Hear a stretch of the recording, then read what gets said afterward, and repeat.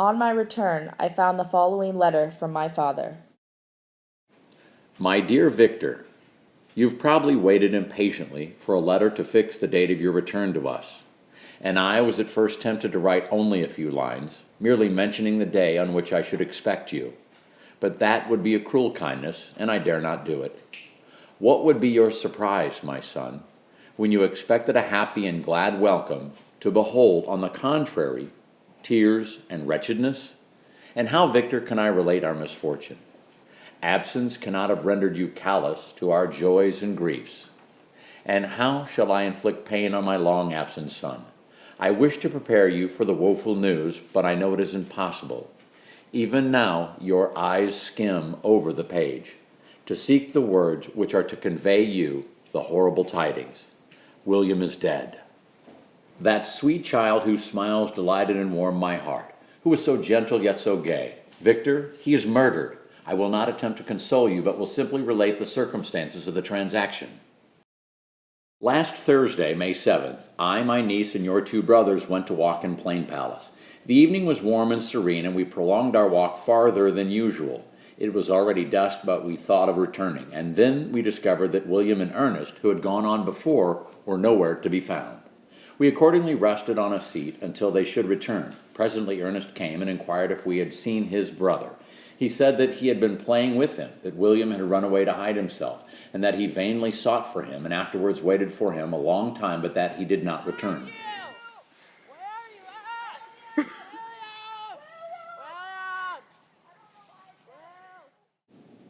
This account rather alarmed us, and we continued to search for him until night fell, when Elizabeth conjectured that he might have returned to the house. He was not there. We returned again with torches, for I could not rest, when I thought that my sweet boy had lost himself and was exposed to all the damps and dews of night. Elizabeth also suffered extreme anguish. About 5 a.m, I discovered my lonely boy, whom the night before I had seen blooming and active in health, stretched on the grass, livid and motionless. The print of the murderer's finger was on his neck.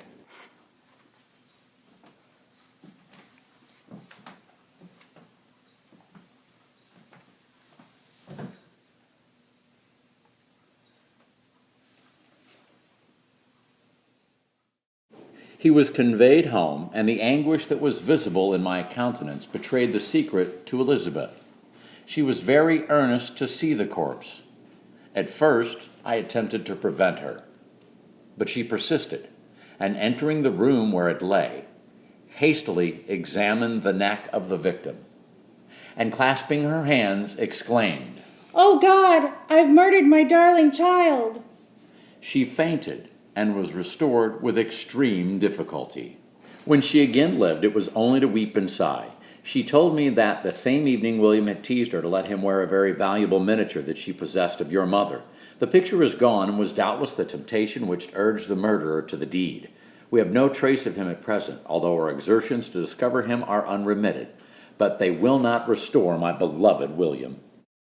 Come, dearest Victor, you alone can console Elizabeth. She weeps continually and accuses herself unjustly as the cause of his death. Her words pierce my heart. We are all unhappy, but will not that be an additional motive for you, my son, to return and be our comforter? Your dear mother, alas, Victor, I now say, thank God she did not live to witness the cruel, miserable death of her youngest darling. Come, Victor, not brooding thoughts of vengeance against the assassin, but with feelings of peace and gentleness that will heal instead of festering the wounds of our minds. Enter the house of mourning, my friend, but with kindness and affection for those who love you, do not with hatred for your enemies. Your affectionate and afflicted father, Alphonse Frankenstein. Clerval, who had watched my countenance as I read this letter, was surprised to observe the despair that succeeded to the joy I at first expressed on receiving news from my friends. I threw the letter on the table and covered my face with my hands. My dear Frankenstein, are you always to be unhappy? My dear friend, what has happened?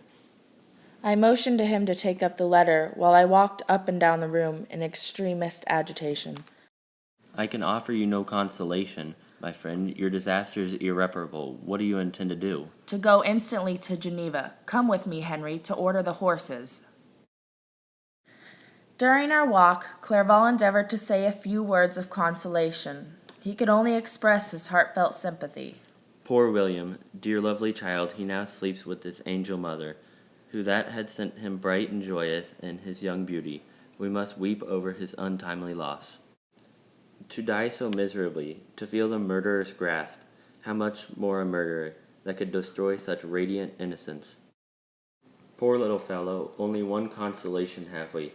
His friends mourn and weep, but he is at rest.